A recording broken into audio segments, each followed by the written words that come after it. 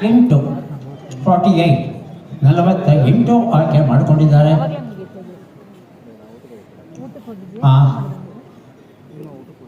ತ್ವರಿತವಾಗಿ ಒಂದೇ ಒಂದು ವಾಕ್ಯದಲ್ಲಿ ನಿಮ್ಮ ಪರಿಚಯ. ನಮಸ್ತೆ ಸರ್, ನನ್ನ ಹೆಸರು ರಶ್ಮಿ ಅಂತ, ನಾನು ಕೋರಮಂಗಲದಿಂದ ಬಂದಿದ್ದೇನೆ.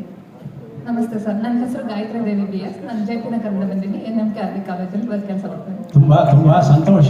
ರಾಣಿ ಅಬ್ಬಕ್ಕ ಆಕೆ ಬಗ್ಗೆ ನಮಗೆಲ್ಲ ತಿಳಿಸಿಕೊಡುವ ಭಾಗ್ಯ ತಮಗೆ ಬಂದಿದೆ. ಯಾರು ಈ ರಾಣಿ ಅಬ್ಬಕ್ಕ ನೋಡೋಣವಾ? ಸಿದ್ಧವಾಗಿದ್ದೀರಾ? Yes sir. ಹೆದರಬೇಡಿ, ಧೈರ್ಯವಾಗಿ ಮುನ್ನುಗ್ಗಿ. ಧೈರ್ಯಂ ಸರ್ವತ್ರ ಸಾಧನ. ಶುರು ಮಾಡೋಣವಾ? ನಿಮ್ಮ ಸಮಯ ಈಗ ಆರಂಭ ಆಯ್ತು. ರಾಣಿ ಅಬ್ಬಕ್ಕನ ಪೂರ್ಣ ಹೆಸರೇನು?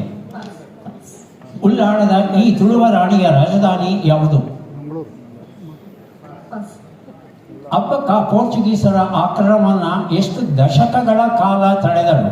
22 ದಶಕ. 22 ದಶಕ. 2 ದಶಕ. ಅಬ್ಬಕ್ಕನಿಗೆ ಸಮರತಂತ್ರ ಹಾಗೂ ರಾಜಕೀಯ ಪಾಠವನ್ನ ಯಾರು ಕಲಿಸಿದರು? ಅಬ್ಬಕ್ಕ ಮಂಗಳೂರು ಅರಸನನ್ನು ಮದುವೆಯಾದಳು, ಆತನ ಹೆಸರೇನು? ಪೋರ್ಚುಗೀಸರ ವಿರುದ್ಧ ಅಬ್ಬಕ್ಕನಿಗೆ ನೆರವಾದ ಮತ್ತೊಂದು ಕರಾವಳಿ ರಾಜ್ಯ ಯಾವುದು?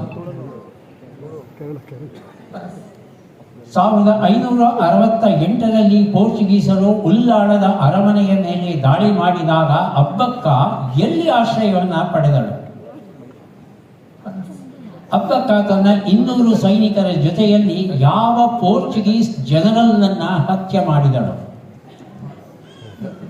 ರಾಣಿ ಅಬ್ಬಕ್ಕಳಿಗೆ ಯಾವ ಬಿರುದು ಸಂದಿತ್ತು? 9ನೇ ಪ್ರಶ್ನೆಗೆ ಉತ್ತರ ಕೊಡಬಹುದು. 10ನೇ ಪ್ರಶ್ನೆ, ರಾಣಿ ಅಬ್ಬಕ್ಕಳ ಹೆಸರನ್ನ ಯಾವ ವಿಮಾನ ನಿಲ್ದಾಣಕ್ಕೆ ಇಡಬೇಕು ಎಂದು ಹೋರಾಟ ಆಗಿತ್ತು? ಉತ್ತರಗಳನ್ನು ನೋಡ್ತಾ ಹೋಗೋಣ. ಅಬ್ಬಕ್ಕನ ಪೂರ್ಣ ಹೆಸರು ರಾಣಿ ಅಬ್ಬಕ್ಕ ಚೌಟ. ಪುತ್ತಿಗೆ ರಾಜಧಾನಿ. 4 ದಶಕಗಳ ಕಾಲ ತಡೀತಾಳೆ. 2 ಅಲ್ಲ, 4 ದಶಕ. ಎಂತಹ ಸಾಹಸಿ ಮದುವೆ ಈ ಹೆಣ್ಣುಮಗಳು! ಊಹಿಸಿಕೊಳ್ಳಿಕ್ಕೂ ಕಷ್ಟವಾಗುತ್ತೆ. ಮಾವ ತಿರುಮಲರಾಯ ಸಮರತಂತ್ರ ರಾಜಕೀಯ ಪಾಠವನ್ನ ಕಲಿಸ್ತಾನೆ. ಲಕ್ಷ್ಮಪ್ಪ ಅರಸ, ಈತನೇ ಅಬ್ಬಕ್ಕ ರಾಣಿ ಸೋಲುವುದಕ್ಕೆ ಮುಖ್ಯ ಕಾರಣ.